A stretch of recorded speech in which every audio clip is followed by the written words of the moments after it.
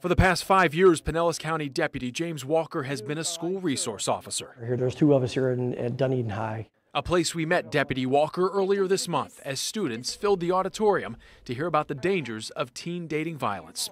As Walker sat in the audience, he had no idea why we called him to the front of the room. But this year we are going to give it to you, Deputy James Walker, our 2017 Officer of the Year Award. Thank you so much for everything that you've done for us, you've done for Jessica.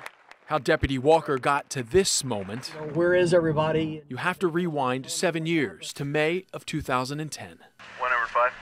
Deputy James Walker was on street patrol. You're a female screaming. A call came across his radio. It was an assault in the parking lot of a Tarpon Springs 7-Eleven. It was bloody. Visually, it was very, very bloody. As Deputy Walker pulled in, he was not ready for what he was about to see. An SUV. There's blood inside the car. There's blood outside the car. There was a trail of blood going inside the 7-Eleven there. He followed the blood trail inside. Beaten and unrecognizable was a woman on the floor, Jessica Mullins. Her teeth knocked out, her jaw and nose broken, both eyes swollen shut, her right eye detached and falling out of the socket. I've seen stabbings, I've seen whatever, and hers were some of the most gruesome injuries that I've seen. These crime scene photos show what Walker found when he ran back outside: a bloody infant car seat and a Good Samaritan holding Jessica's 18-month-old son Aiden, covered in his mother's blood. I always carry like wet wipes basically with me. We started to clean him up. The attacker, identified from this surveillance video as Thomas Kovac, Jessica's ex and Aiden's father. As the beating starts outside, you can see customers start to turn toward the commotion. Jessica's car alarm going off. And as her beating continues, a witness steps in to try to stop Kovac, who was ordered by the court to stay away from Jessica. But on this day, a piece of paper would not stop his attempt to murder the woman who left him 1 month earlier. I remember being choked. I remember losing consciousness. This surveillance video from inside the 7-Eleven obscures some of the worst things Jessica doesn't remember that day. But the crime scene photos are brutally clear. Kovac ambushing her from behind in the parking lot and beating her with merciless and repeated punches and kicks. Jessica placed her limp body over little Aiden in his car seat to protect him. She apparently lost consciousness and actually fell onto the ground, and he was slamming the car door on her head. Kovac fled. Little Aiden was safe and unharmed.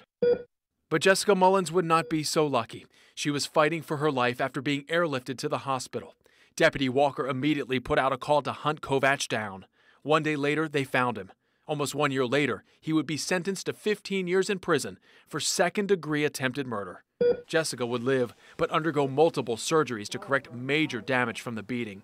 She also lost her right eye.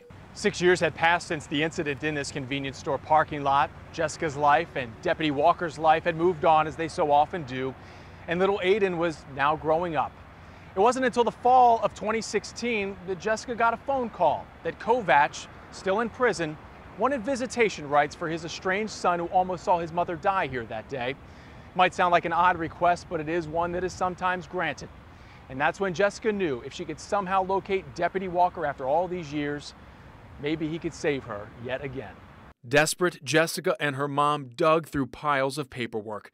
Under the dust, they found Deputy Walker's phone number scribbled down within a stack of notes. Which I was surprised she still had my department phone number all these years later. He was speechless when I had called him. He says, "You're not going to believe this." He says, "Your file's sitting right on my desk right now in front of me." Odd how fate works sometimes. Every now and then, periodically, our property and evidence section will reach out, can we get rid of this stuff or do we still need to keep it? A request they asked Deputy Walker almost every year since the case had closed, but for some reason he says he kept hanging on to it. The images of Jessica and that bloody little infant boy couldn't get out of his head. So he thought how odd it was on the day Jessica called 7 years later, he was about to finally sign off to get rid of her file for good. That's why it was right there in front of him when she called. He answered right away. He says, "Absolutely, and how's Aiden doing?" Jessica knew if Deputy Walker could bring that file with him to court with all his notes and all those crime scene photos from that day and testify to what he saw, then maybe the judge would see Kovac should never be allowed near little Aiden. They asked me some basic questions about what I remembered, what I saw. Jessica says it was more than basic. He went into court and testified for us, saying that he didn't think that it was a good idea, and based on his opinion of when he was at the crime scene and he seen myself and he seen Aiden and he knew all the details of what had happened of the attack. The judge heard days of testimony, finally ruling not only would Kovac not be allowed to see his son from prison, but that his parental rights were now terminated forever. I don't believe we would have got the termination of parental rights. That was a really big impact on the case and to the judge. That he showed up that day. Right, that he showed up that day and testified what he had seen. The haunting image of little Aiden on that day finally put to rest, replaced with this. Good morning. Good morning. Do you recognize this guy? Sort of, kind of. What's up, buddy? How are you? He was kind of little when you seen him He last. was about that big. On the morning we were surprising Deputy Walker with his Officer of the Year award, we first surprised him with Aiden.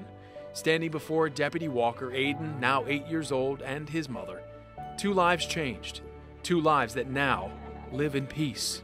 So my name is Jessica. I'm a victim and a survivor of domestic violence, second-degree attempted murder. And a chance for a survivor of domestic violence to bravely tell her story about the day Deputy James Walker came into her life. He's stuck with our family, and now it's kind of become, I call, part of our family, because he's been with us the whole time.